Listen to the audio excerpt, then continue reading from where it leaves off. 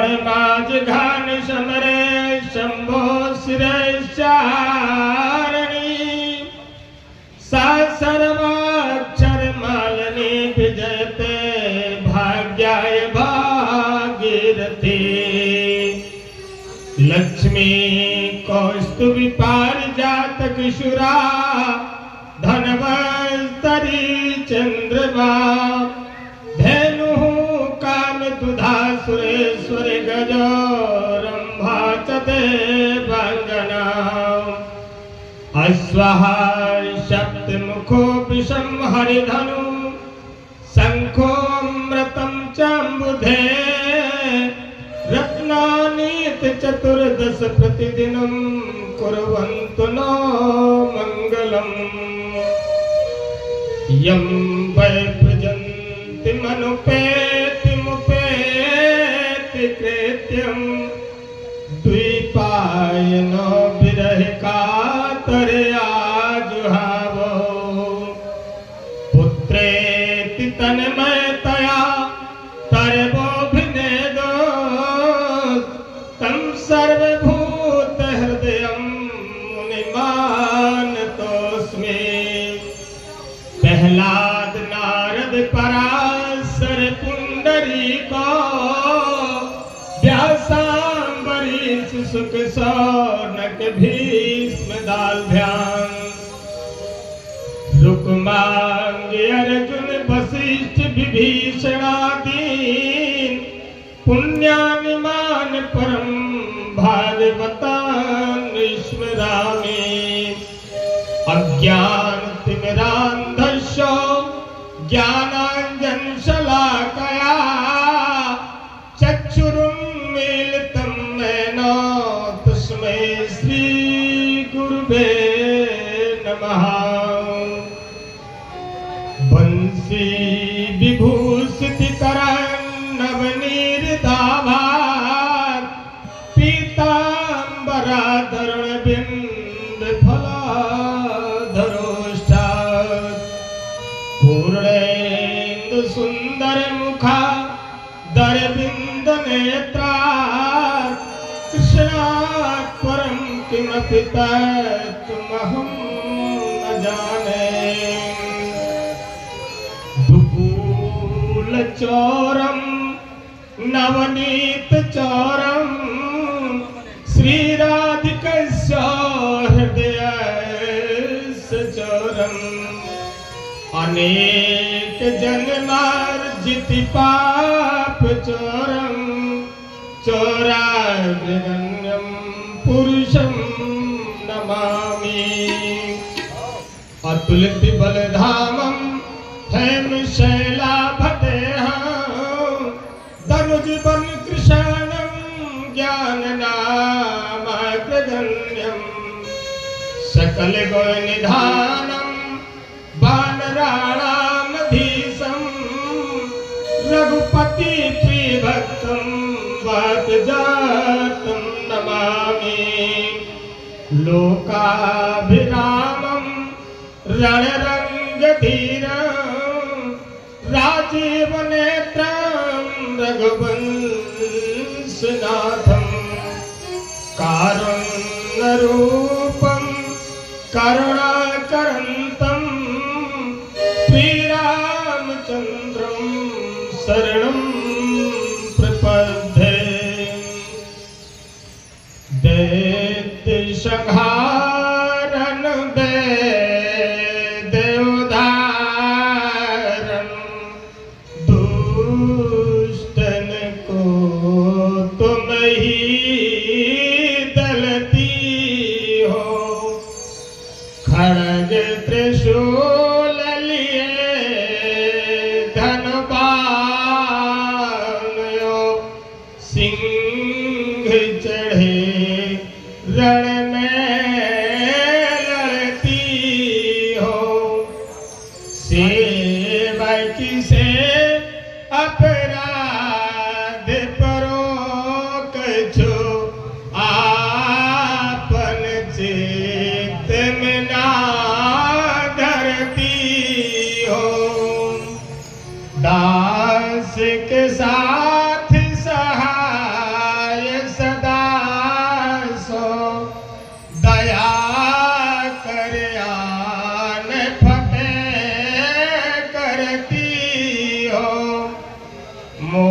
मोही पुकारत देर भई, ओ मैया मोही पुकारत देर भई,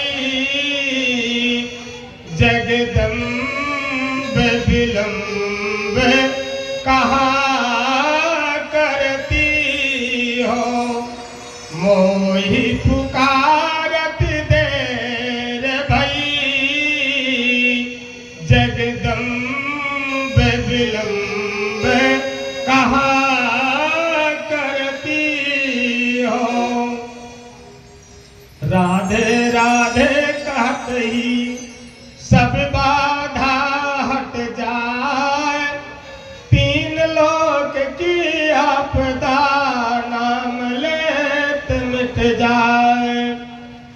राधे तू बड़ भागनी सुकून तपस्या की, तीन लोक तारण करे सो तेरे आधीन।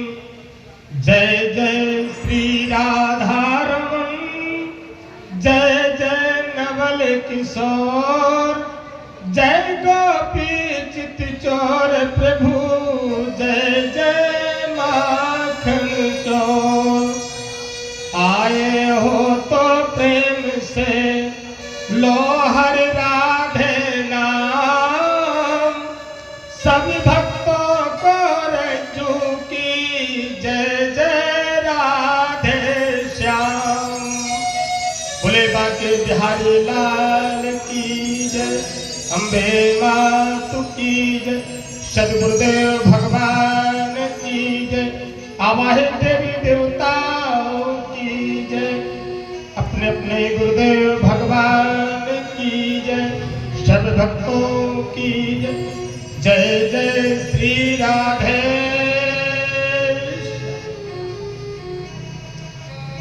सबसे पहले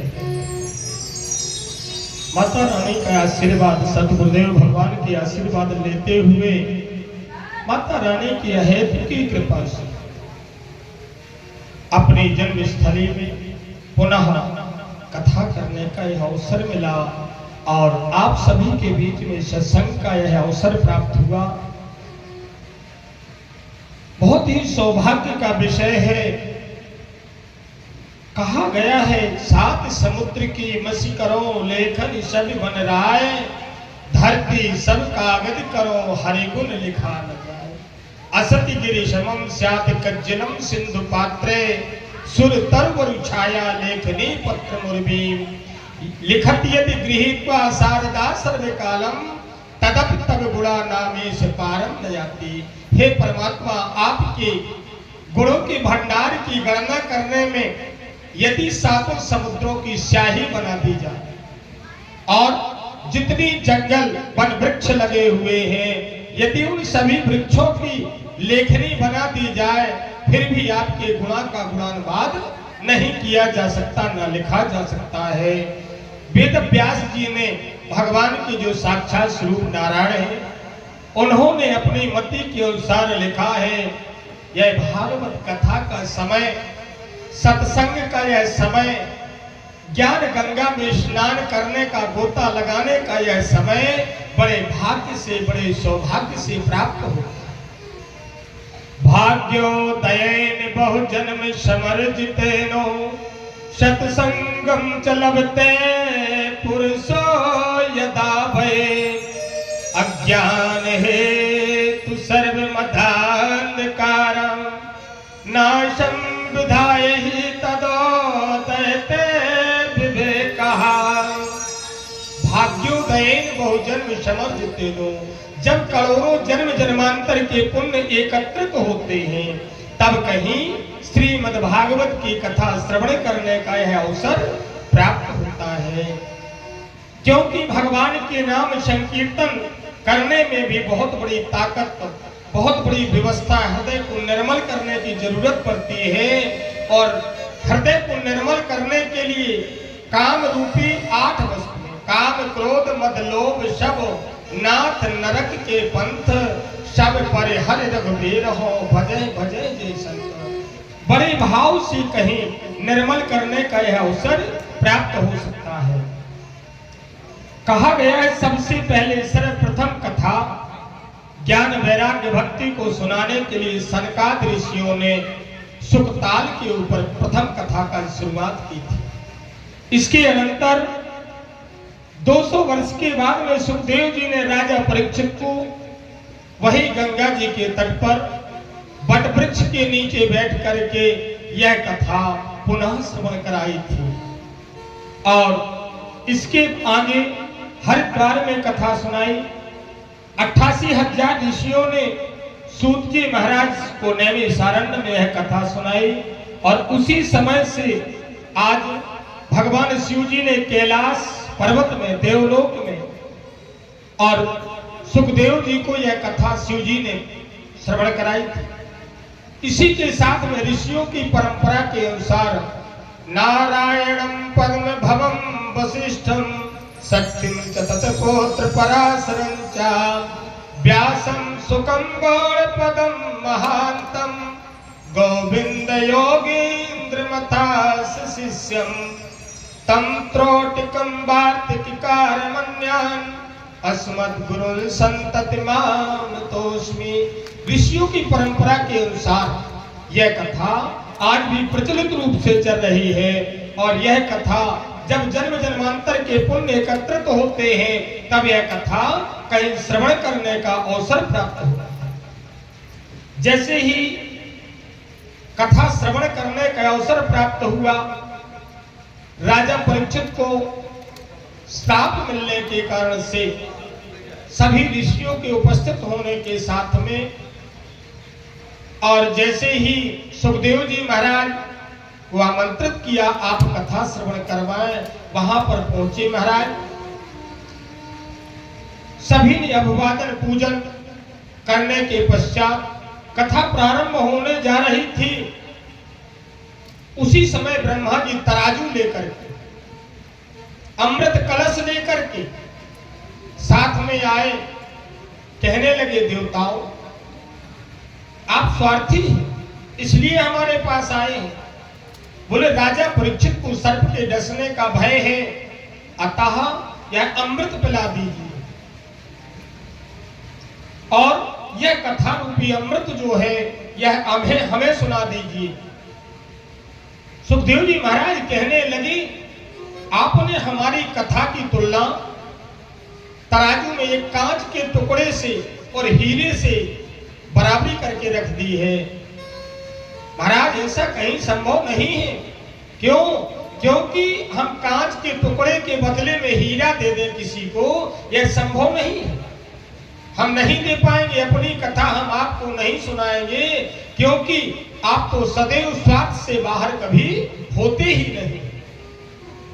आपको तो आपका सिद्ध स्वार्थ चाहिए और निश्चित है आप स्वार्थ को लेकर के हमारे पास आए हैं, हम आपको यह कथा नहीं सुना सकते। और जैसे ही उन्होंने इस प्रकार से कहा, ब्रह्मा जी के मन में खेद हुआ, आखिर इस कथा में इतनी बड़ी चीज क्या है जो यह कथा हमें देवताओं को ठग समझ करके इन्होंने हटा दिया, इसमें क्या रहस्य है।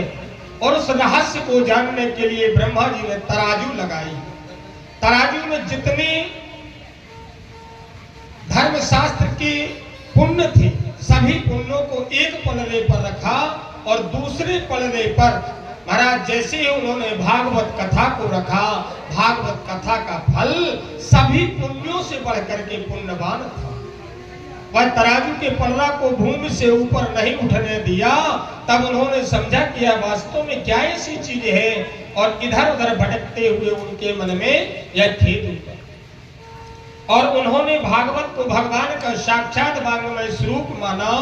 और देवर्षि नारद जी ने ब्रह्मा जी को इस और सनकादि महर्षियों ने इसके सप्ताह श्रवण की विधि भी बताई। इधर उधर नारद जी हमेशा भटकते रहते हैं, फिर भी उन्होंने इस कथा का श्रवण कैसे किया, क्योंकि वो एक घड़ी से अधिक तो कहीं ठहर नहीं सकते, उन्हें श्राप है। तब उन्होंने सूत जी ने कहा, हे सौनक जी, मैं इस प्रसंग के बारे में आपको एक कथा सुना रहा हूँ। आप ध्यान दे करके सुनिए। सत्संग करने की इच्छा को लेकर के सनत कुमार चारों ऋषि बद्री नारायण से महाराज गुजर रहे थे, और जैसे ही गुजर रहे थे उन्होंने क्या देखा, व्यग्र चित्त होकर के नारद जी उदास भाव लिए हुए, उनके चेहरे में उदासी झलक रही थी। इस प्रकार से उन्हें देख करके उन्होंने पूछा, आप कहां से आ रहे हो, क्या बात है, किस कारण से आपको चिंता है, बताइए। तब नारद जी ने कहा, मुनीश्वरो, मैं कर्म स्थली में गया था और कर्म स्थली में मैंने देखा, कहां पर देखा, पृथ्वी को सबसे उत्तम मान करके मैं पृथ्वी लोक में गया, गया जी में गया, काशी गया, प्रयाग गया, पुष्कर गया, गोदावरी में गया, सभी जगह महाराज में गया और मैंने देखा, क्या देखा, हर जगह पर कलयुग का ही राज्य है। जहां पर देखता हूं वहीं पर कली का राज्य दिखाई देता है, क्योंकि ना कोई योगी, ना कोई सिद्ध, ना कोई ज्ञानी, ना सत्यवान कोई हमें मानव ही दिखाई दे रहा था। हर जगह मैंने कलयुग के राज्य में देखा महाराज, साले से सलाह ली जा रही है, कन्याओं का विक्रय किया जा रहा है, तरुणी प्रभुता गए है, घर घर में पत्नी का लक्ष्मी जी का ही राज्य है और कन्याओं का विक्रय भी होने लगा है। स्त्री पुरुष आपस में झगड़ा करते हुए दिखाई दिए, मानव की मंद भाग्य हो गई, आयु भी कम हो गई। पहले शुरुआत में सतयुग में जिस समय पर श्री नारायण ने मानव की रचना की, उस समय पर महाराज मानव की आयु 1,00,000 वर्ष थी। जिस समय पर त्रेता का आगमन हुआ, 1 शून्य हट गया, 10,000 वर्ष हो गई, और इसके बाद महाराज जैसे ही द्वापर में प्रवेश हुआ, उस समय पर 1 शून्य फिर से हट गया और महाराज 1,000 वर्ष की आयु बची। इसके बाद भी महाराज जैसे ही कलयुग ने प्रवेश किया, कलयुग का प्रवेश करते ही 1 शून्य फिर से हट गया, मानव की आयु 100 वर्ष कही जाने लगी।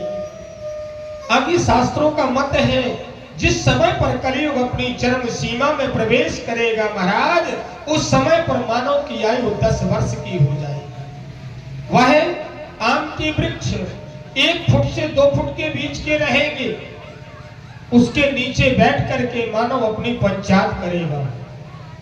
कीड़े मकोड़ों जैसी पशु वृत्ति बन जाएगी, कम उम्र में बच्चे पैदा सृष्टि संचार के कार्य बन जाएंगे। महाराज मैंने यह सब देखा, और जिस समय पर महाराज कल के ऐसे दोष देख करके यमुना जी के तट के पास में गया महाराज, और एक अचंभा मैंने देखा। ऋषि पूछने लगे, आपने ऐसा कौन सा अचंभा देखा जिस अचंभे को देखने से आपके मन में चिंता सवार हो गई, आपका खिन्न मन है, दुखी मन बना है, आप क्यों बैठे हैं, क्या रहस्य है।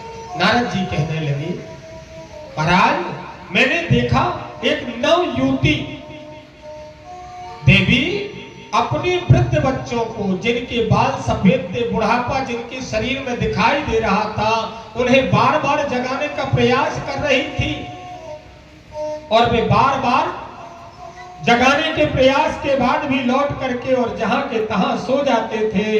इस प्रकार की स्थिति महाराज मैंने वहां देखी, दोनों अचेतन जग नहीं रहे। वह स्थिति में चिल्लाती हुई मुझे देख करके चिल्लाने लगी, महाराज भो भो साधो क्षणं तिष्ठो मा चिंता नाशे दर्शनम तब लोकस्यो सर्व पाप हरम परम अहम भक्तिरिति ख्याताय मोह में तनयो मतो ज्ञान वैराग्य नामानो काल योगेन जर्जरो भो भो साधो क्षणं तिष्ठो।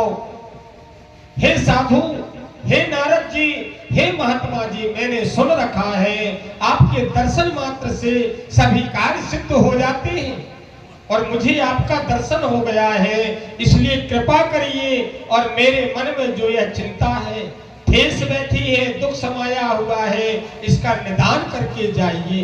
क्योंकि कहा गया है तीर्थ नहाए एक फल, संत मिले फल चार, उस सदगुरु मिले अनेक फल, कबीरा कहे विचार। क्योंकि संत के मिलने से धर्म, अर्थ, काम और मोक्ष चारों चीजें प्राप्त हो जाती हैं।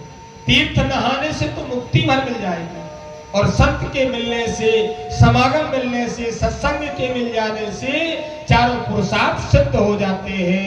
महाराज ऐसा सुन रखा है मैंने, अब मेरी चिंता का हरण कीजिए।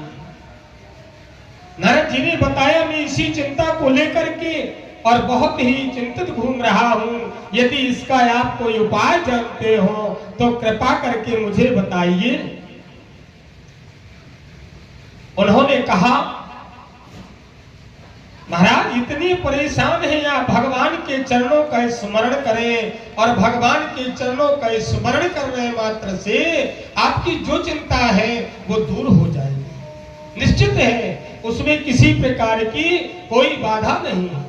और जिस चिंता को लेकर के महाराज आप इतने चिंतित घूम रहे हैं, यह मृत्यु लोक है, और इस मृत्यु लोक में कोई तन दुखी, कोई मन दुखी, धन बिन रहत उदास, और थोड़े थोड़े सब दुखी, सुखी राम के दास। भगवान की भक्ति में ही महाराज सुख है, बाकी कहीं सुख नहीं है।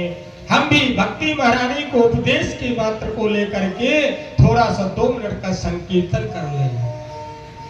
हरि शरणम हरि शरणम, हरि शरणम हरि शरणम, हरि शरणम हरि शरणम, हरि शरणम हरि शरणम,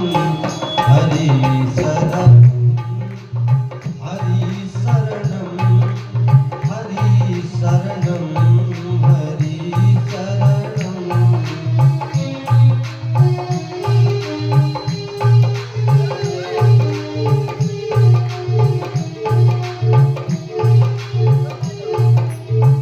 हरि शरणम हरि शरणम, हरि शरणम हरि शरणम, हरि शरणम हरि शरणम, हरि शरणम हरि शरणम, हरि शरणम हरि शरणम, हरि शरणम हरि शरणम।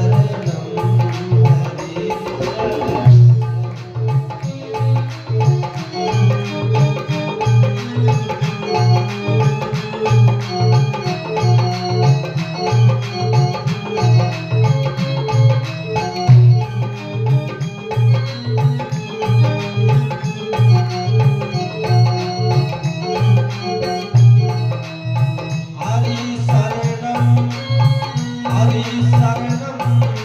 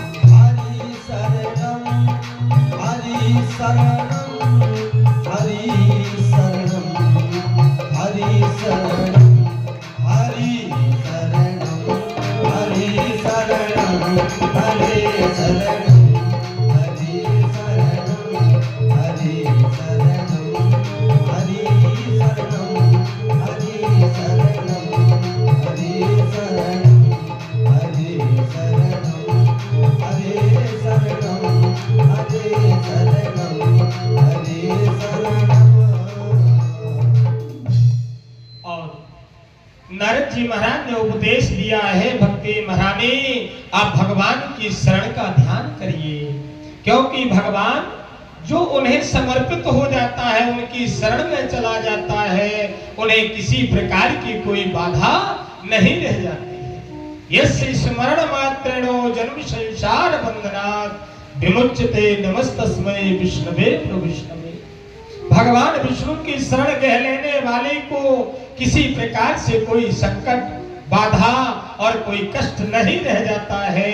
देवी उन्हीं का ध्यान करो, उन्हीं की शरण में जाओ।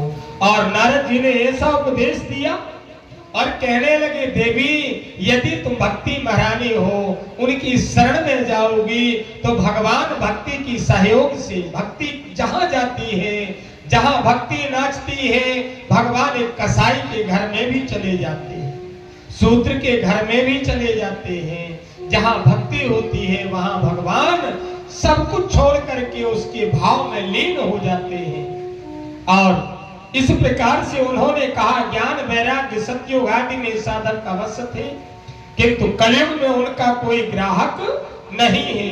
हर जगह भक्ति ही भक्ति दिखाई देती है। और भक्ति महारानी साक्षात रूप से तो तुम वैकुंठ में निवास करती हो, और यहाँ तो तुम्हारी केवल छाया दिखाई देती है। मुक्ति भी तुम्हारी दासी है, फिर चिंता किस बात की? तुम्हारे ज्ञान वैराग्य आदि जो पुत्र हैं, ये लोगों की उपेक्षा के कारण से ही महाराज वृद्धता को प्राप्त हो गए। क्यों? क्योंकि आज के समय में कहा जाता है, ये बच्चे किसके खेल रहे हैं? बोले ब्रह्मचारी जी महाराज की। बोले कुटिया किसकी बनी है? बोले संत जी महाराज, बैरागी जी महाराज। अब बैरागी जी महाराज है जिनके पास वैराग्य है, तो फिर कुटिया किसका? अगर ब्रह्मचारी महाराज है तो जब ब्रह्मचारी है तो फिर बच्चे कैसे? इस प्रकार का महाराज कलयुग में राज्य दिखाई दे रहा है, विचित्र स्थिति दिखाई दे रही है। लेकिन आपके बारे में उपाय सोच रहा हूं। यदि आपकी भक्ति सच्ची निश्चल मन से कोई भक्ति करेगा, उसके यहाँ पर भगवान निश्चित ही पधार जाएंगे। भगवान का यदि मैं आपका प्रचार घर घर नहीं कर देता हूं तो मेरा नाम नारद नहीं, आपका घर घर में रहस्य मचेगा। और मैं यदि इतना ना करके दिखाऊं तो मुझे भक्ति आपकी ही कसम खा करके कहता हूं, कलयुग में भक्ति प्राप्ति का दूसरा कोई साधन नहीं है। भक्ति द्वारा भगवान सरलता से सभी को दर्शन दे देते हैं और सभी के घर में चले जाते हैं। एक समय पर वेद व्यास जी महाराज रास्ता से गुजरते हुए गंगा स्नान करने जा रहे थे महाराज। तभी क्या देखते हैं, एक मांस बेचने वाला महाराज ठाकुर जी की पिंडी में मांस तौल के बेच रहा था, बांट बनाए हुए थे। वहां से वेद व्यास जी निकले, जैसे ही नजर पड़ी मेरे ठाकुर जी को बांट बना करके, वजन बना करके तौला जा रहा है और मांस बेचा जा रहा है, ये तो मेरे ठाकुर जी। पहचान गए, कसाई के पास में पहुंचे, उसका नाम था सदन कसाई। उसके पास में पहुंचे, बोले भैया ये हमारे ठाकुर जी हैं, इसके बदले में तुम कोई दूसरा पत्थर तौल में रख लो और ये हमें दे दो। कसाई ने देखा, बोले तुम्हारे ठाकुर जी हैं, ले जाओ, हम दूसरा बांट रख लेंगे और दूसरा बांट रख करके हम तौलते रहेंगे। महाराज दूसरा बांट रख लिया, ठाकुर जी वेद व्यास जी को दे दिए। वेद व्यास जी लाए, रात्रि में ले गए, गंगा जी स्नान करवाया, दूध दही घी शक्कर शहद पंचामृत से खूब मल मल के स्नान करवाए। रोते जाते हैं, मनाते जाते हैं, परमात्मा आप ऐसे कसाई के घर में जिसके हाथ खून से लथपथ, आपको उठा उठा करके तराजू में बार बार रखता था, बार बार तौलता था, बार बार निकाल के तराजू से अलग करता था, बिना किसी मान सम्मान के भी आप कैसे रहे? बढ़िया सुंदर 56 भोग की प्रसाद लगाए, रात्रि में नींद नहीं आ रही थी, लेकिन जैसे ही महाराज एक झटकी नींद आई, जब कोई चिंता, शोक, कोई दुख होता है तो नींद नहीं आती है। ठाकुर जी के कष्ट का तो वेद व्यास जी अनुभव कर रहे थे कि इन्हें बड़ा कष्ट था। जैसे ही नींद की महाराज एक पलक झपकी, क्या देखते हैं? ठाकुर जी कहते हैं, व्यास जी हमें उसी सदना के घर ले चलो, हमें आपके यहां अच्छा नहीं लगता है। व्यास जी की नींद टूट गई और जैसे ही महाराज नींद टूटी, ठाकुर जी को चंदन बंदन लगाए, माला श्रृंगार पहनाए हुए लेकर के पहुंचे, सदना कसाई के हाथ में दिया। अरे सदना, ये ठाकुर जी तुम्हारे यहां ही रहना चाहते हैं, इन्हें ले लो, हमारे यहां इन्हें रहना पसंद नहीं। सदना ने हाथ में लेकर के जैसे ही ठाकुर जी को देखा, महाराज वो सांवली सूरत, चतुर्भुज स्वरूप, ऐसे दिव्य दर्शन किए महाराज वैराग्य प्रकट हो गया, वैराग्य प्रकट हो गया। वही तराजू, अपने ठिलिया सब कुछ वही छोड़ी और लेकर के जमुना जी के किनारे वृंदावन धाम की ओर चला गया। बोले आज से अगर आपने बिना किसी तपस्या के मुझे दर्शन दे दिए हैं तो मैं आपका हूं, आज से मैंने अपना सब कुछ आपको समर्पित कर दिया। मोरे तुम ही एक प्रभु स्वामी, दीन बंधो रे अंतरयामी।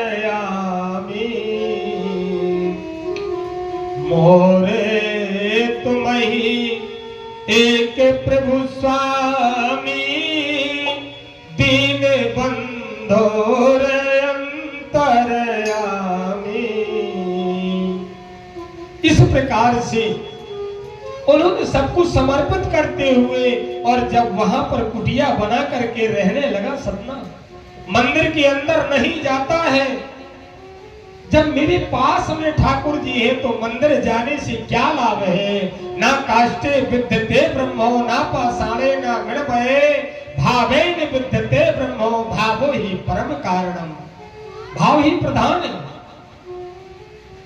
ना पाषाणे, ना पत्थर की किसी मूर्ति में भगवान का वास है, ना हाथ से बनाई मूर्ति में वास है, ना लकड़ी की मूर्ति में वास है। ना काष्टे विद्यते ब्रह्मो, ना पाषाणे ना मृणमये, भावेन विद्यते ब्रह्मो, भावो ही परम कारणम। जिस मूर्ति में अपना भाव बन गया है भगवान है, उसी मूर्ति में भगवान का वास होता है। जैसे जमुना जी में, गंगा जी में स्नान करने कई भक्त जाते हैं, वहां पर देखते हैं एक से एक सुंदर बटैया पड़ी रहती हैं, भाव जगा। इस शंकर जी है, कितनी सुंदर मूर्ति है, ले चलेंगे तुलसी धरा में रखेंगे और ये हमारे भगवान शंकर जी की पूजा होने लगी। तुलसी धरा में रखे शंकर जी, पूरे परिवार की देख रेख व्यवस्था कर लगे। वहीं से दूसरी बटैया उठा करके लाए, कितनी सुंदर लुढ़िया है, इसको ले चलेंगे, कितने सुंदर नमक मिर्चा मसाला आदि बांटने के काम आएगी। सिल के ऊपर रख करके बढ़िया मसाला बनाने लगे। वह लुढ़िया पूरे घर के स्वाद को बनाती है। भगवान शंकर जी सबके घर को संभालते हैं और वह लुढ़िया सारे व्यंजनों को संभालती है।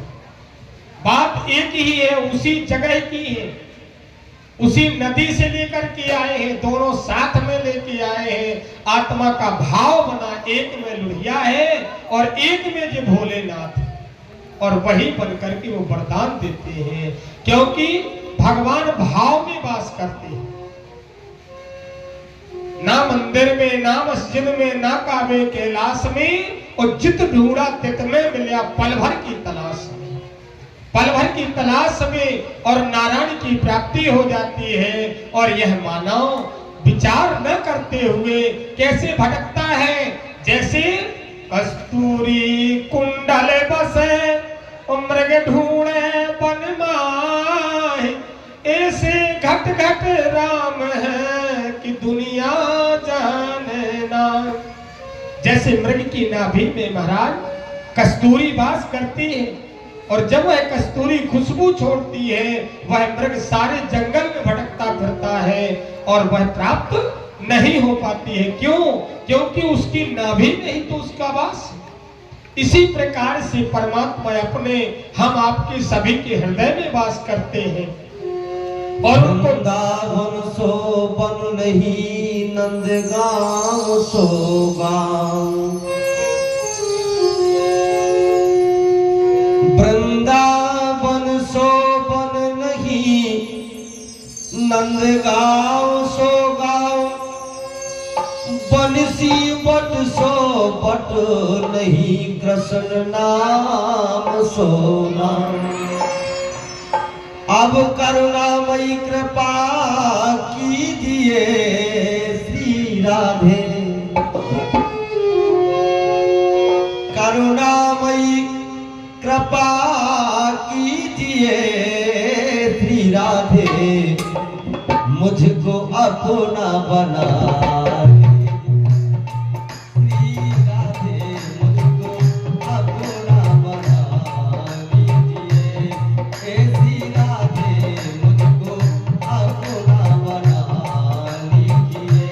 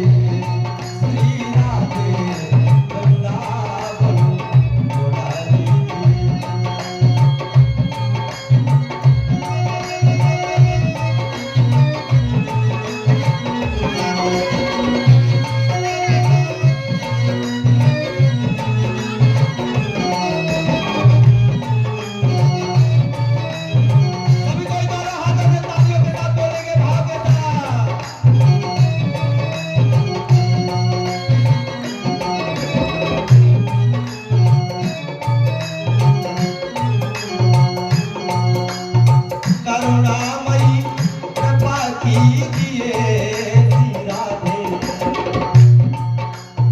करुणामयी कृपा कीजिए श्री राधे करुणामयी कृपा कीजिए श्री राधे मुझको अपना बना लीजिए श्री राधे मुझको अपना बना लीजिए।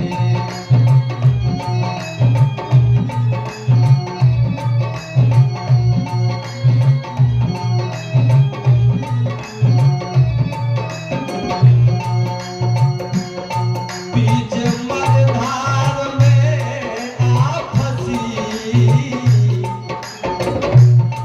सम्मानीय सरपंच साहब से निवेदन करवी हम कि बड़े उपद्रव की बात है जा। बीच मझधार में आप फंसी। ना इस साइड के आए ना उस साइड के, यही से निवेदन कर रहे हैं। बीच मझधार में जा फंसी। अरे बीच मझधार में जा फंसी। नैया पार लगा श्री राधे नैया पार लगा दीजिए।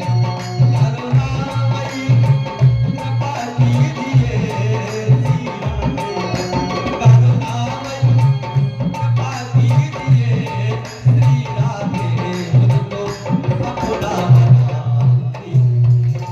श्री राधे मुझको अपना बना लीजिए। श्री राधे मुझको अपना बना लीजिए। श्री राधे मुझको अपना बना लीजिए। जय राधे जय राधे राधे जय राधे। सभी को इधर हाथ उठा देगा। जय राधे जय राधे राधे जय राधे। जय राधे जय राधे जय राधे।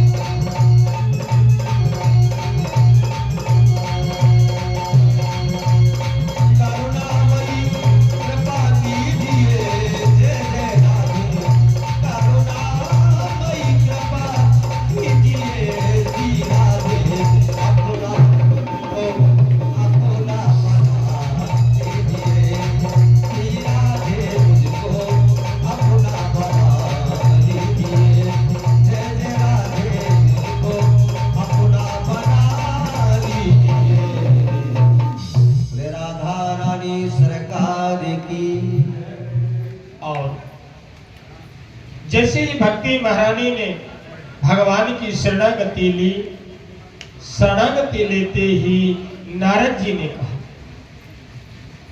भक्ति महारानी आपका कार्य मान लीजिए कि सिद्ध हो गया है। क्यों? क्योंकि आपको शरणागति की प्राप्ति के आभास के जो लक्षण हैं वो लक्षण मिलने लगे हैं। आकाशवाणी हुई सत्कर्म करिए। सत्कर्म क्या करें? सत्कर्म करने के बारे में विचार ही कर रहे थे। तपस्या करें, अनुष्ठान करें, जाप करें, मंत्रोच्चारण करें, क्या करें? दान आदि देवें। कौन सा धर्म का कार्य करें? सत्कर्म तो सभी हैं। तभी वहां से नारद जी को सनक सनंदन सनत कुमार चारों ऋषि आते हुए दिखाई पड़े, क्योंकि नारद जी ने अपना संपूर्ण प्रयास कर लिया था। वेदोच्चारण किया, मंत्र जाप किया, अनुष्ठान किया, तपस्या की, लेकिन ज्ञान और वैराग्य नहीं जग पाए। अलसाए की भांति, जैसे कोई बालक अलसाया गया हो, सो गया हो, उसे जगाया जाए और जगने के बाद वह पुनः सो जाता हो। इसी स्थिति में ज्ञान और वैराग्य शिथिल भाव में पड़े हुए थे, अलसाए हुए थे। और चारों ऋषियों को जैसे ही महाराज देखा, नारद जी ने जयकारा लगाने लगे, महाराज जय हो जय हो जय हो। शंख ध्वनिया, वेद ध्वनिया और शंख घरियाल, मजारे, नगाड़े आदि सभी बजने लगे। स्तुति करते हुए और उन्होंने निवेदन किया, महाराज हमें बताइए हम कौन सा सत्कर्म करें। चारों सनत कुमारों ने कहा, नारद जी सदा से प्या श्रीमद् भागवती कथा यस्या श्रवण मात्रेण हरे चित्तम समाश्रित। सदा सेवनीय है यह कथा, सदा सेवन करने लायक है। जैसे आम के फल को बारंबार मुख में रख करके चूसा जा सकता है, किसी प्रकार की मन में गिलानी नहीं होती। उसी भांति से यह भागवत कथा बारंबार श्रवण करने लायक है। महाराज आप इसका श्रवण करिए। नारद जी कहने लगे यह सभी में श्रेष्ठ है। बोले हाँ, इसलिए श्रेष्ठ है जिस समय पर 17 पुराणों की रचना वेद व्यास जी ने की और उनके मन को शांति प्राप्त नहीं हुई महाराज, तब उन्होंने परमात्मा से निवेदन किया, हमारे मन को शांति नहीं हो रही है, हम क्या करें। तब उन्हें भगवान शिव जी के माध्यम से ज्ञात हुआ, आप 18वें ग्रंथ श्रीमद् भागवत कथा की रचना करें, इससे आपके मन को शांति प्राप्त हो जाएगी। और उन्होंने इसी को लेकर के बोले किस प्रकार से हम रचना करें, हमें इसमें क्या दिखाई दे रहा है ऐसा कि हम ऐसा करें। तब उन्होंने कहा जिस प्रकार से गन्ने के रस में शक्कर छिपी होती है, दूध में जिस प्रकार से घी छिपा होता है दिखाई नहीं देता है, उसी भांति से महाराज इसमें भी सभी धर्म के सार छिपे हुए हैं और यह सभी को सभी प्रकार से सब देने में समर्थ है महाराज। और जैसे ही उन्होंने ऐसा कहा, उन्होंने भागवत ज्ञान का उपदेश दिया। भक्ति सुतो तो तरुणो गृहीत्वा प्रेमेक रूपा शेषा विरासित श्री कृष्ण गोविंद हरे मुरारे नाथेति नामानि मुहुर् वदन्ति। और जैसे ही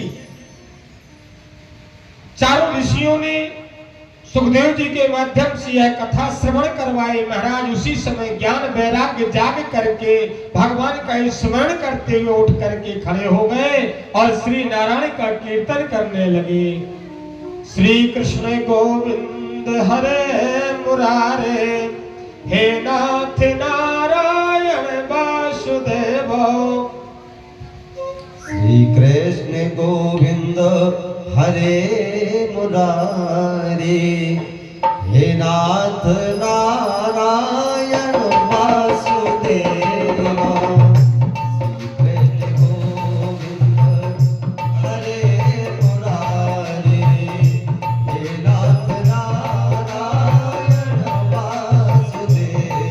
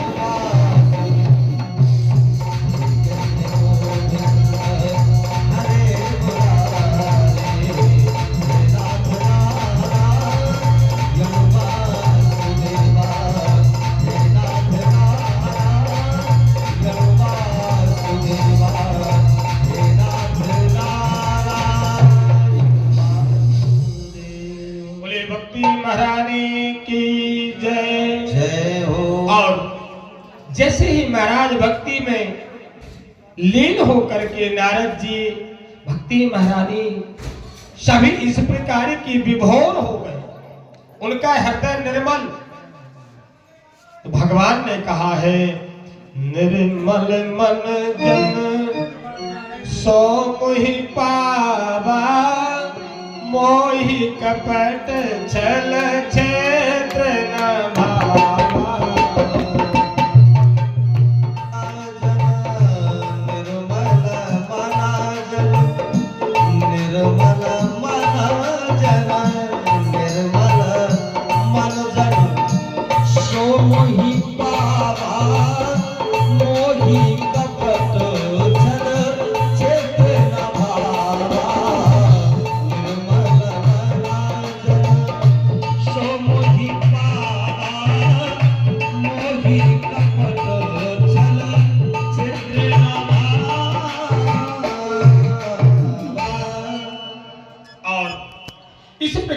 सूत जी महाराज बोले, हे सौनक जी, भक्तों के हृदय में अलौकिक भक्ति देख करके भगवान दिव्य रूप धारण करके सभा में उपस्थित हो गए। भगवान का दर्शन पाकर के सबके हृदय प्रफुल्लित हो गए। चारों ओर आनंद का सागर उमड़ पड़ा। जय जयकार ध्वनि, शंख ध्वनि, वेद ध्वनि आदि से सारा आकाश मंडल महाराज गूंजने लगा। अबीर गुलाल पुष्पों की वर्षा होने लगी। जितने लोग उस सभा में भगवान की भक्ति का बखान सुन रहे थे, भाव विभोर होकर के सभी नाचने लगे, झूमने लगे। सभी को अपने शरीर की देह स्मृति बिसर गई।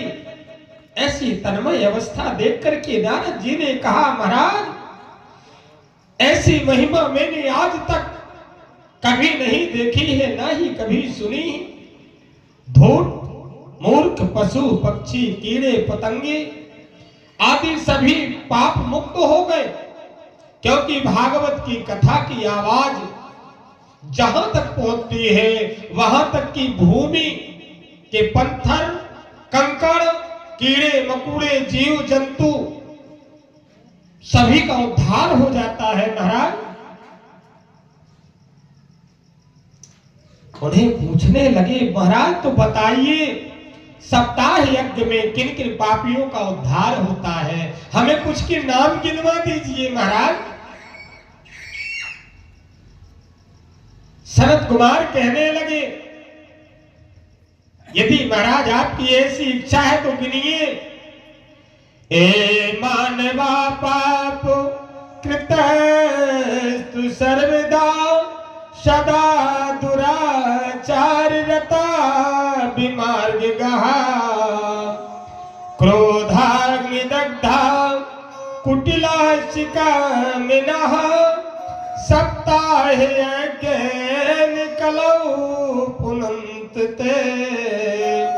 ए मानवा पाप कृतस्तु सर्वदा, जो मानव सदैव ही 24 घंटे ही पाप के कर्मों में लगे रहते हैं, जिन्हें पुण्य का, भगवान के भजन करने का, सत्संग का एक क्षण का भी समय नहीं है, ऐसे पापियों का भी उद्धार यह सप्ताह कथा करती है। दुराचार रता विमार्ग का, दुराचार में व्यस्त रहते हैं, बुरे बुरे कर्मों में लगे रहते हैं और बुरे मार्ग पर चलते भी हैं। महाराज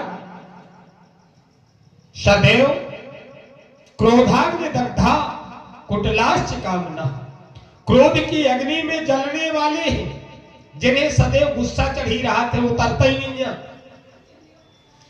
कुटिलाश्च कामना, जिनका हृदय महाराज पापों से भरा हुआ है, कुटिलताओं से भरा हुआ है, जिनका हृदय निर्मल नहीं है।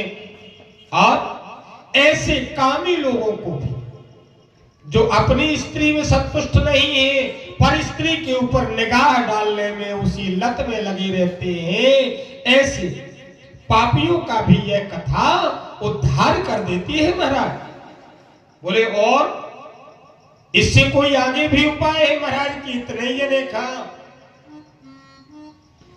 शरद कुमार जी कहने लगे नहीं, और भी सुनिए। पंचोग्र पापाच छल छद्म कारिणः क्रूरा पिशाचायो निर्दयाश्च जे ब्रह्मा सुपुष्टा विविचार कारिणः सप्ताहे अज्ञान कलौ पुनन्ति ते।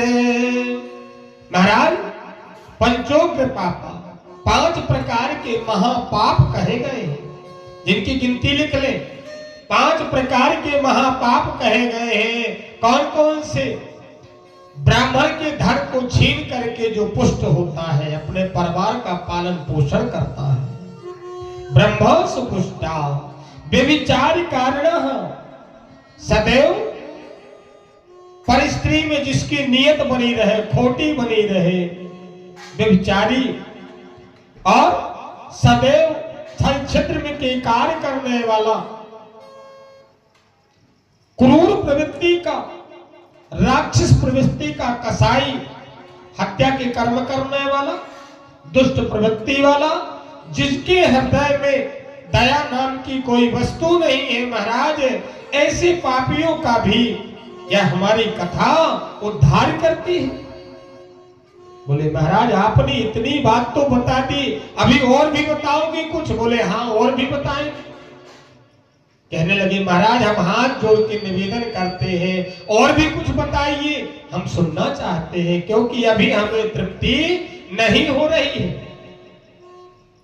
तब उन्होंने कहा, ब्रह्म घनश्च वो गोधनश्च स्वर्ण तेई च मध्यपाः तत्संसर्गे पंचमश्च उग्र पापा प्रकीर्तितः।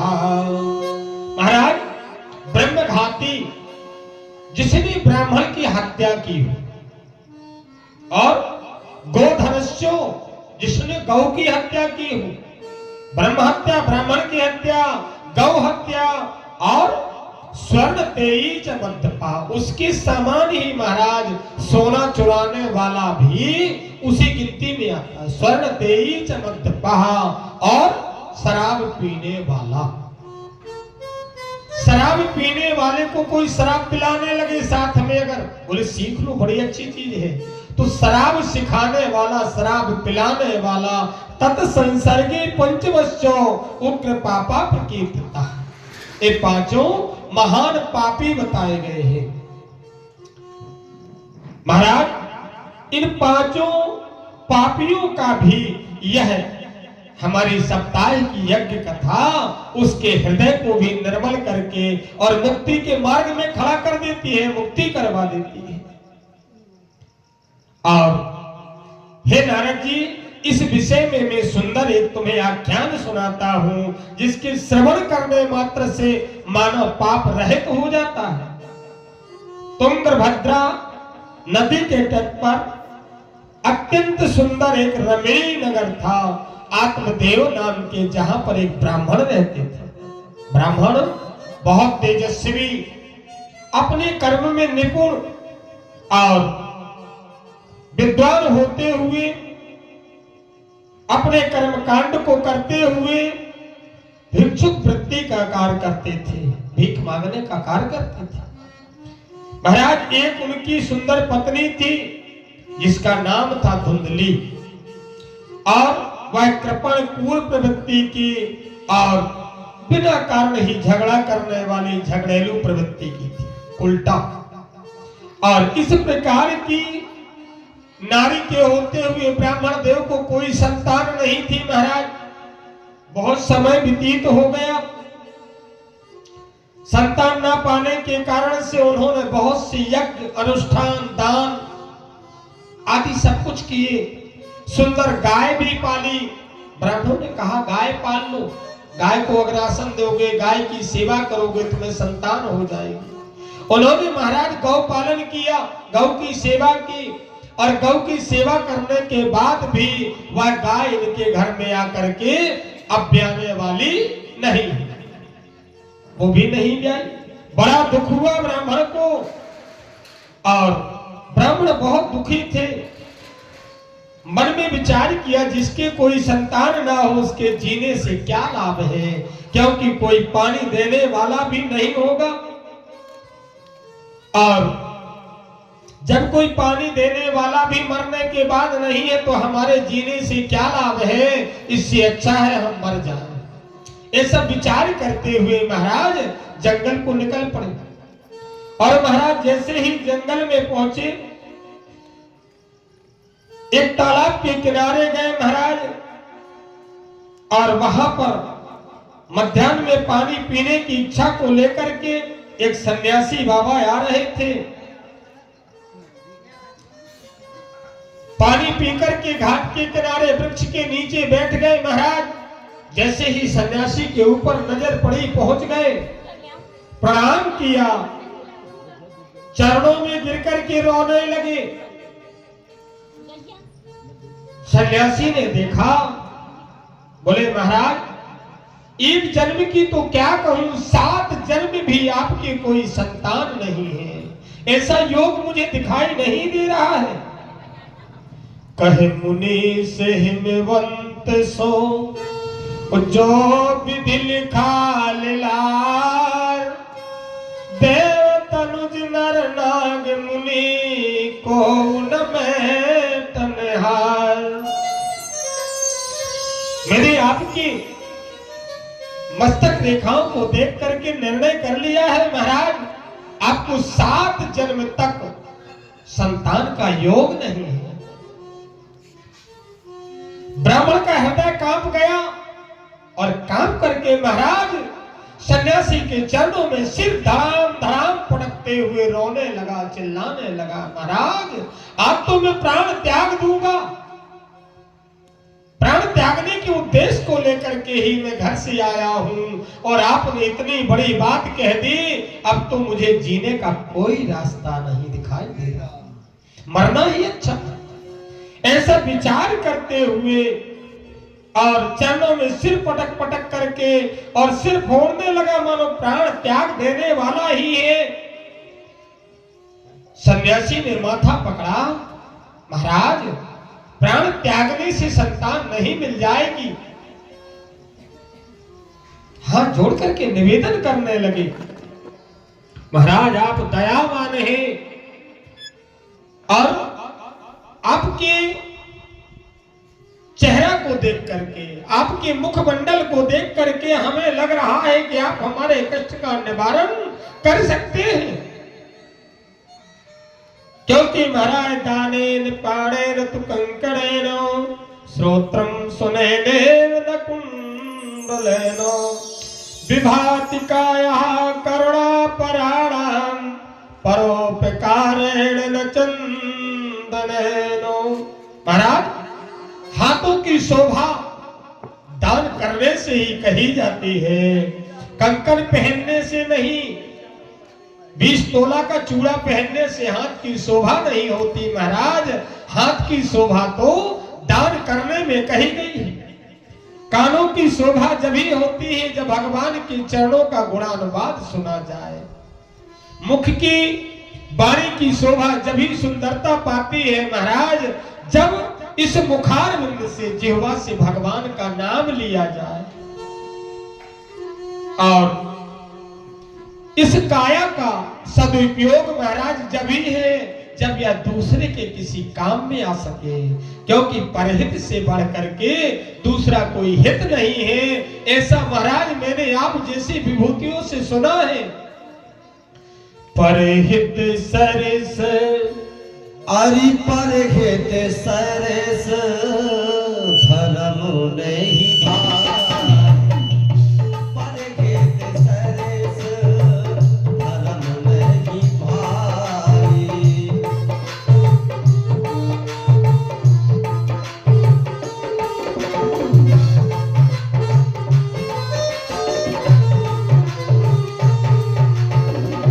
परहित सरस धर्म नहीं भाई, पर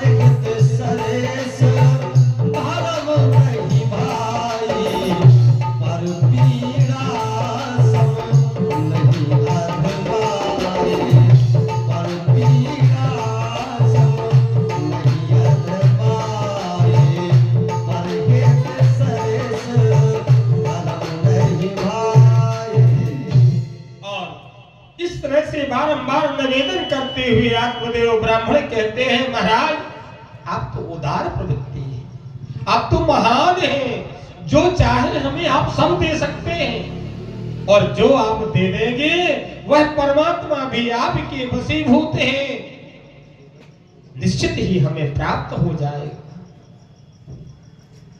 साधु ने कहा, ब्राह्मण देवता आपके भाग्य में 7 जन्म तक मुझे पुत्र दिखाई नहीं दे रहा है,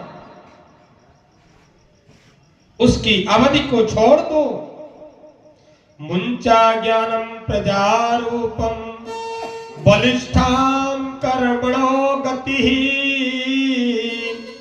विवेकम तु समासाधो तज संसार वासनम। साधु ने समझाया, तुम्हारे भाग्य में 7 जन्म तक पुत्र का सुख नहीं लिखा है, और ये संसार रूपी जो वासना है इसे तुम त्याग दो, छोड़ दो। तब तो और बात बिगड़ गई।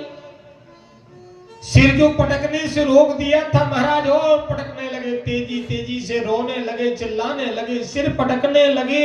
महाराज पिबन्ति नद्या स्वयमेव नाभ्यः स्वयं न खादन्ति फलानि वृक्षा अम्बोधरो वर्षति नात्महेतो परोपकाराय सतां विभूत्याः।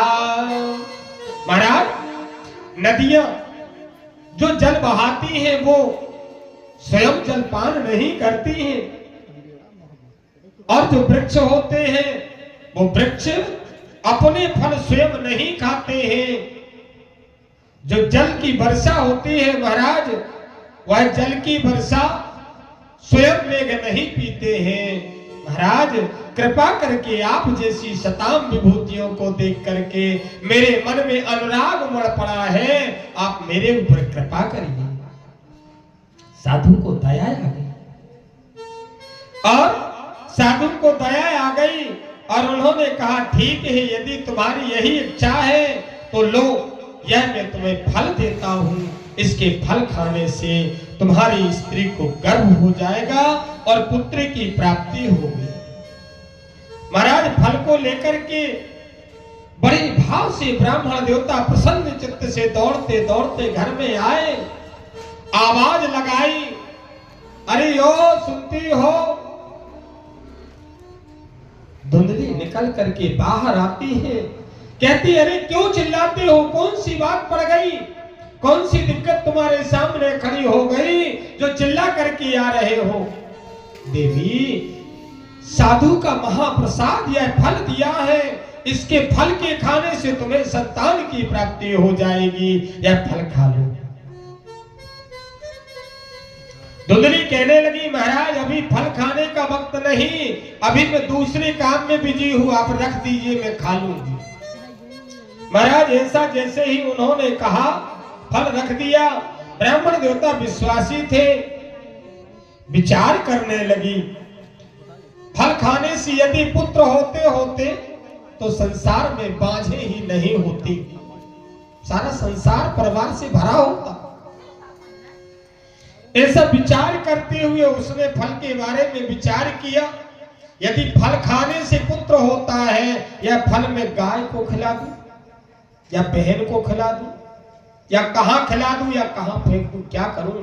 नाना प्रकार के विचार करने लगी। फल खाऊंगी पेट बढ़ जाएगा, कहीं भूकंप आया, कहीं किसी व्याघ्रादि जीव के द्वारा खदेड़ दिया गया, बिना मौत की मारी जाऊंगी, यह अच्छा नहीं है। अपनी बहन को सारा रहस्य सुनाती है महाराज, और जैसे ही रहस्य सुनाती है, बहन ने सुना,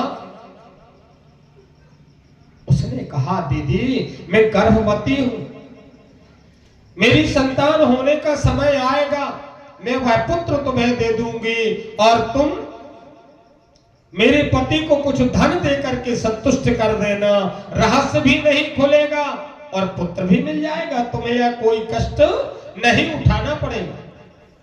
महाराज जैसे ही उसने ऐसा कहा, उसके मन में बात जम गई, कहने लगी, ठीक है, और इस फल का अब हम क्या करें?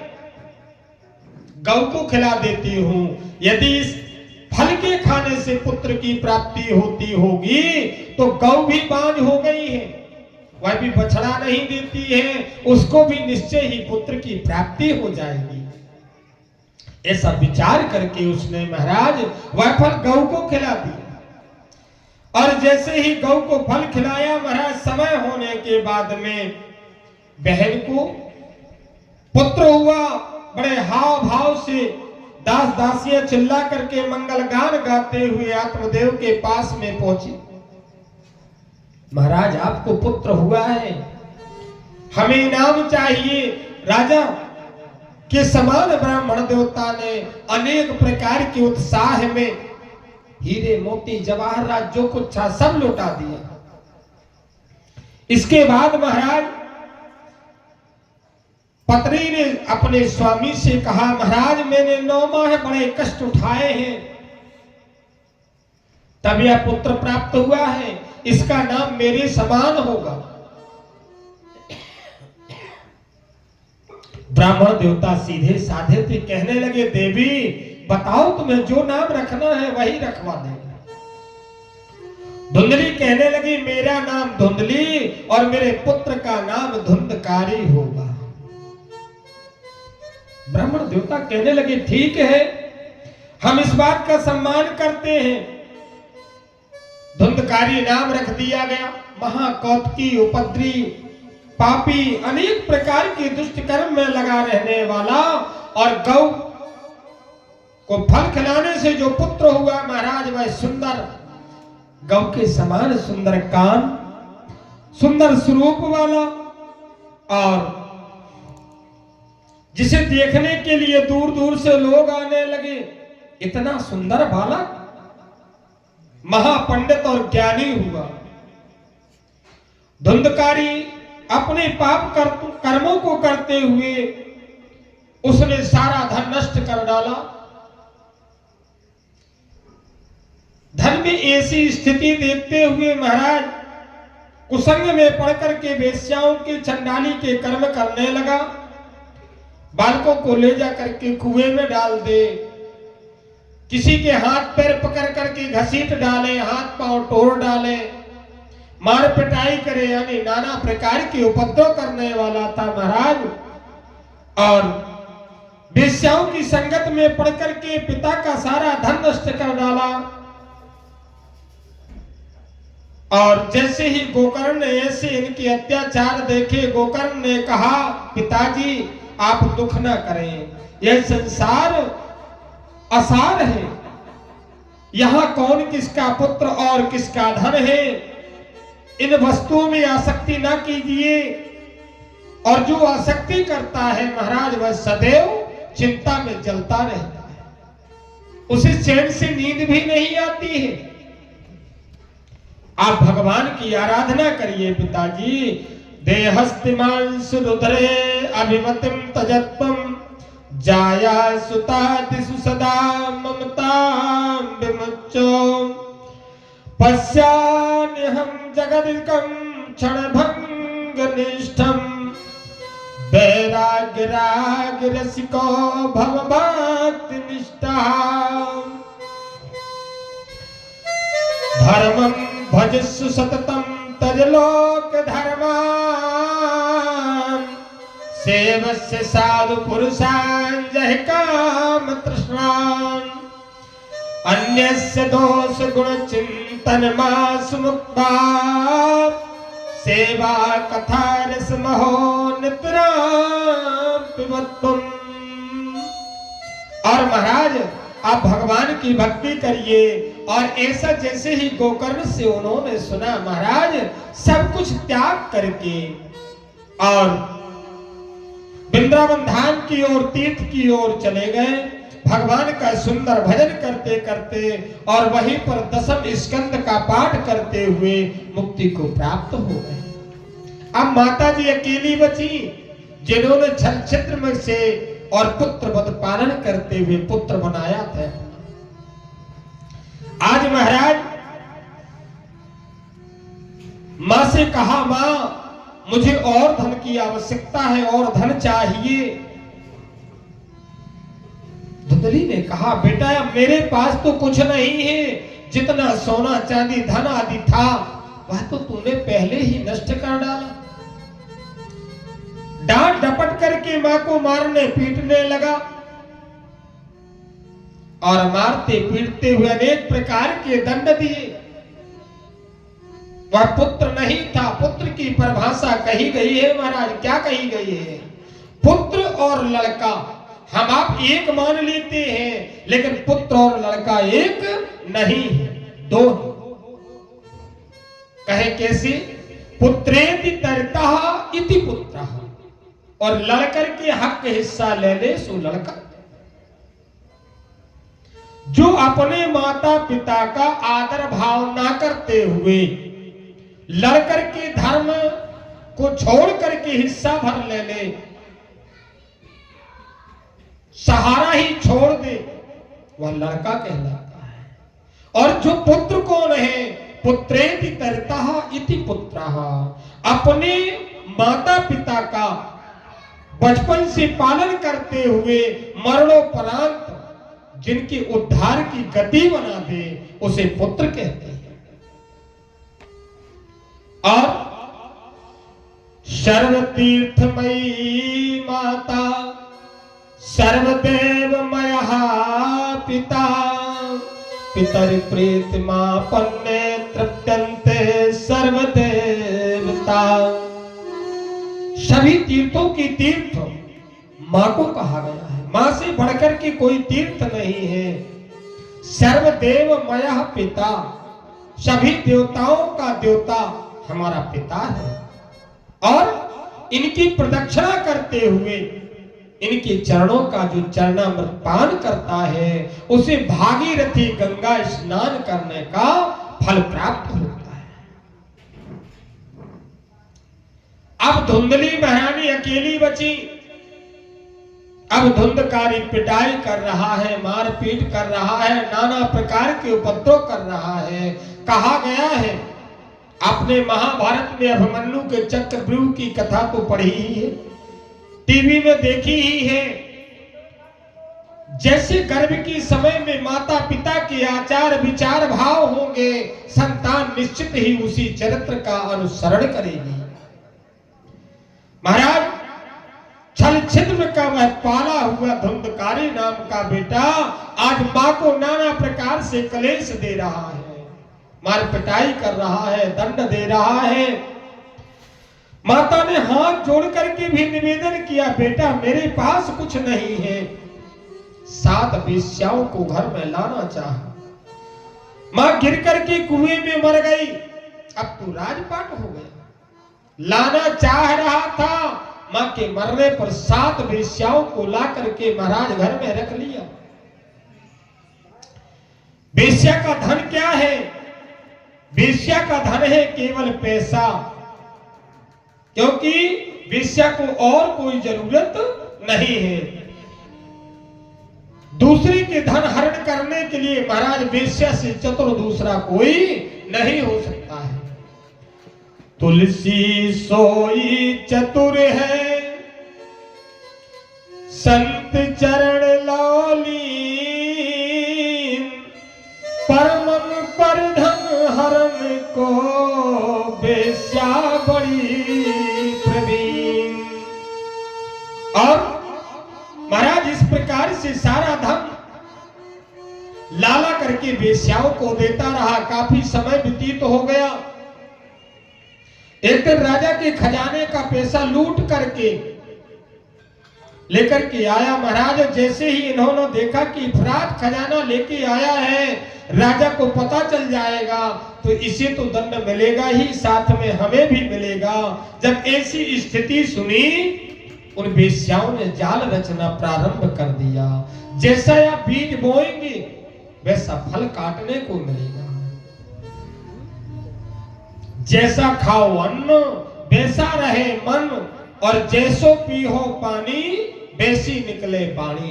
महाराज जिस प्रकार से छल छिद्र का वह शरीर बना हुआ था, उसी में पहुंच गए और उन्होंने देखा निश्चित पकड़ा जाएगा, राजा के द्वारा बहुत दंड दिया जाएगा और उस चोरी की लपेट के दंड में हम भी भागीदार बन जाएंगे। महाराज वेश्याओं ने सुंदर प्रेम जताते हुए और जैसे ही बिस्तर में लेटा, चारपाई में लेटा, महाराज रस्सियां बनाई, हंसते हंसते हुए जाल बनाया, दोनों पैर दोनों हाथ बांध दिए।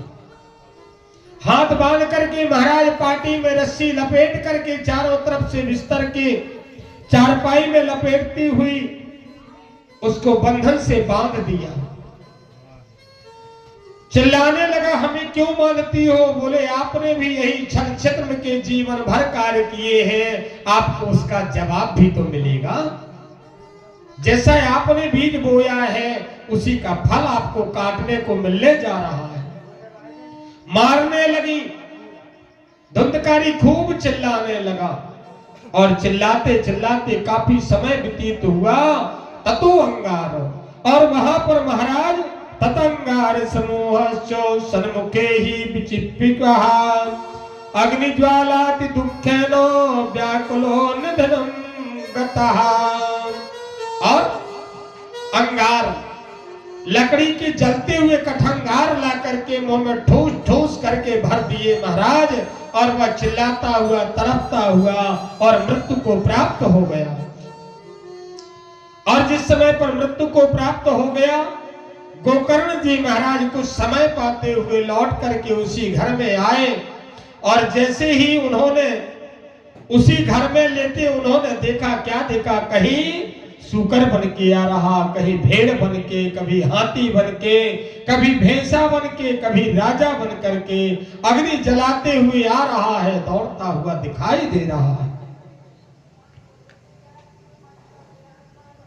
जैसे ही उन्होंने देखा, यह कोई साधारण पुरुष नहीं हो सकता है, निश्चित है यह कोई प्रेतात्मा है। धैर्य पूर्वक साहस बांधते हुए पूछा, तू कौन है? प्रेत है, पिशाच है, राक्षस है, दैत्य है, कौन है? ऐसी दुर्गति को तू कैसे प्राप्त हो गया है? वह उच्च सुर में महाराज रोने लगा, स्पष्ट कुछ बोल नहीं पा रहा था, केवल संकेत किया। गोकर्ण ने जैसे ही मंत्र पढ़ करके उसके ऊपर जल के छींटे लगाए, महाराज उसकी वाणी में निखार आ गया, शक्ति प्राप्त हो गई। उसने कहा, अहम भ्राता तुदीयोस्मि धुंधकारी नामतः सुखिये नैन दोषेणो ब्रह्मत्वं नासितम मया। मैं तुम्हारा भाई धुंधकारी हूं और मैंने अपने कर्मों के कारण से, और क्योंकि मेरे कुकर्म जो थे उनकी कोई गिनती नहीं थी महाराज, जितने कुकर्म थे संसार में उन सभी कुकर्मों का मैं तो मालिक था। और मैं वायु पी करके रहता हूं भैया, बड़ा दुखी हूं, प्यासा हूं, तड़प रहा हूं, मुझे पानी पिलवाओ। तो या दत्तम जलम लभे, मेरा उद्धार करो। गोकर्ण की आंखों में आंसू आ गए। उन्होंने कहा, भैया मैंने तुम्हारे निमित्त में ग्याजी में पिंडदान करवा दिया है, फिर तुम मुक्त क्यों नहीं हुए? महान आश्चर्य की बात है, क्योंकि ग्याजी में पिंडदान करवाने से तो सभी की मुक्ति हो जाती है, फिर नहीं हुई क्यों? तब उन्होंने कहा, मैं ऐसा वैसा पापी नहीं हूं कि छोटा मोटा पापी हूं कि थोड़े से में मेरा उद्धार हो जाए। मेरे समान पापी तो कोई दूसरा है ही नहीं और था ही नहीं। तो बताओ आपके लिए अब मैं क्या कर सकता हूं? गया श्राद्ध सतेनापि मुक्तेर में न भविष्यति उपायं परम कंचित्वं विचारे सांप्रतम। मेरे बारे की उपाय की, मुक्ति के बारे में कोई उपाय करिए भैया, मैं बहुत दुखी हूं। और इस प्रकार से गोकर्ण ने बड़े बड़े विद्वानों की सभा में पहुंच करके साधु संत ऋषियों से उपाय पूछा। परम उपाय न जानते हुए महाराज सूर्य नारायण की गति को स्थिर करने का निर्णय लिया। 12 बजे के समय में दोपहर में सूर्य नारायण की सन्मुख हाथ जोड़ करके और खड़े होकर के गोकर्ण ने निवेदन किया, आप संसार के साक्षी हैं, देवताओं की सन्मुख स्वरूप के दर्शन देने में आप ही देवता हैं। आप बताइए मेरे भैया की मुक्ति का क्या मार्ग है, कैसे मुक्ति होगी। और इस प्रकार से जैसे ही निवेदन किया सूर्य नारायण की गति स्थिर हो गई और उन्होंने मुक्ति के लिए उपाय बताया। श्रीमद् भागवतान मुक्ति सप्ताहं वाचनं कुरु इति सूर्य बचा सर्वं धर्म रूपम तु विस्तृतम। सूर्य नारायण ने बताया और सप्ताहम भागवत की सप्ताह की कथा का श्रवण करवाइए और सप्ताह की कथा श्रवण करने से ही इनका उद्धार हो जाएगा महाराज। और उन्होंने 7 गांठ वाले, जब कहीं जगह नहीं मिली धुंधकारी को, पास में ही एक बांस का भिरे का पेड़ लगा था और बांस के पेड़ का भिरा इतना तंदुरुस्त होता है महाराज, जिसमें से इस पार से उस पार जाने की कोई वस्तु जल्दी दिखाई नहीं देती है। उसी में आकर के धुंधकारी घुस गया। पहले दिन की कथा हुई, पहली गांठ फट गई। दूसरे दिन की कथा हुई, दूसरी, तीसरे दिन की तीसरी, चौथे दिन चौथी, 5वें दिन 5वीं, 6वें दिन 6वीं और 7वें दिन में महाराज 7 गांठें फट गई। और धुंधकारी भागवत की कथा श्रवण करने के उपरांत भगवान विष्णु के पास सुंदर विमान लेकर के आए। विमान में बिठा करके धुंधकारी को स्वर्ग की ओर ले जाने लगे। जैसे उन्होंने ऐसा देखा जिसमें भगवान के सुंदर पार्षद विराजमान थे, पार्षदों ने कहा महाराज प्रेत ने 7 दिन उपवास किया, स्थिर चित्त से कथा श्रवण की, दूसरों ने ऐसा नहीं किया है, इसीलिए इसे ही विमान आया है, बाकी किसी को नहीं आया है। और जो इस प्रकार से नियम करके भागवत की कथा का श्रवण, जैसे में मन कथा श्रवण करने में बना रहे, चाहे दुग्ध आहार लेने से, चाहे घृत आहार लेने से, चाहे फलाहार लेने से, चाहे प्रसाद माने भोजन लेने से, जैसे में आपके कथा में बाधा उत्पन्न ना हो, उसी प्रकार से आप कथा के नियमों का पालन करते हुए कथा श्रवण कर सकते हैं, ऐसा उन्होंने बताया। कथा के आरंभ दिवस से अंतिम दिवस तक क्षौर कर्म नहीं करना चाहिए। ब्रह्मचर्य का पूर्ण पालन करें, स्वास्थ्य की प्रति देखरेख करते हुए और उपवास, फलाहार, दुग्धार जैसे में व्यवस्था बने उस प्रकार से प्रसाद ग्रहण करें। कथा में उच्छिष्ट भोजन का त्याग किया गया है, उच्छिष्ट भोजन न करें। और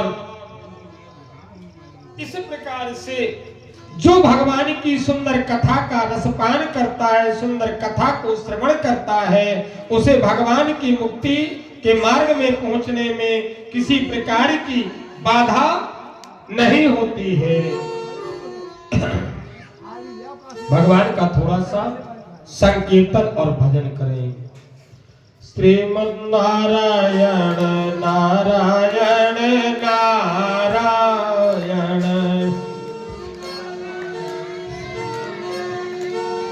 श्रीमन्नारायण नारायण नारायण,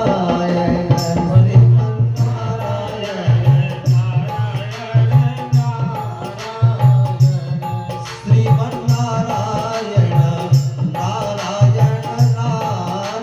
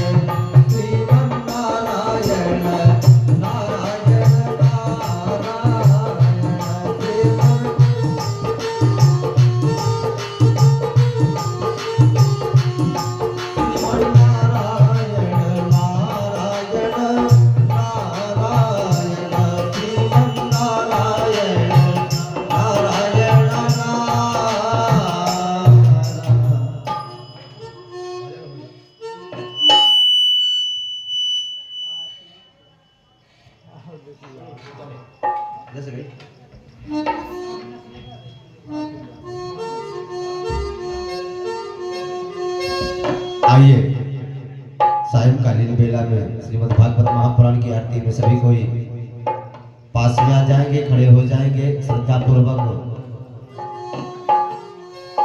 सभी कोई क्रमशः एक एक करके सभी कोई परिवार के घर के आरती उतार सकते हैं श्रीमद् भागवत महापुराण की।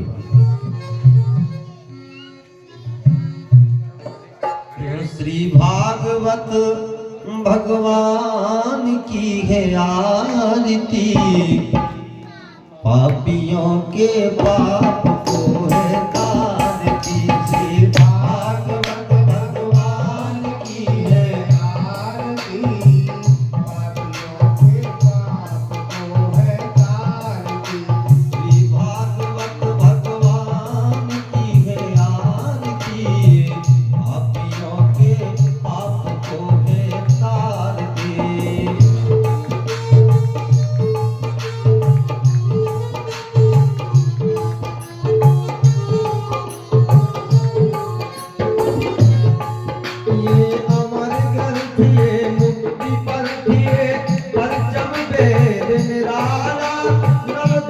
जगाने वाला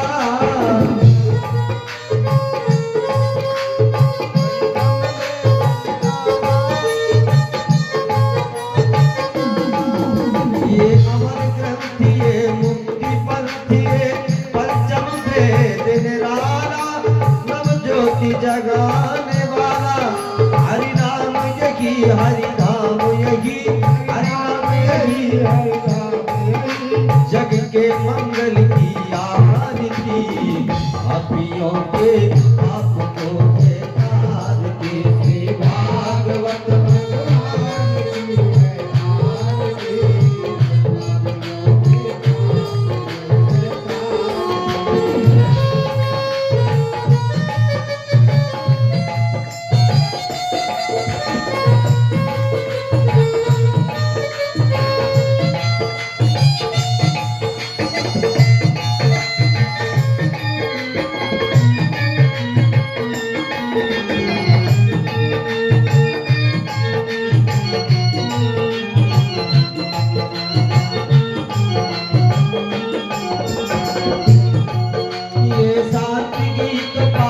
को है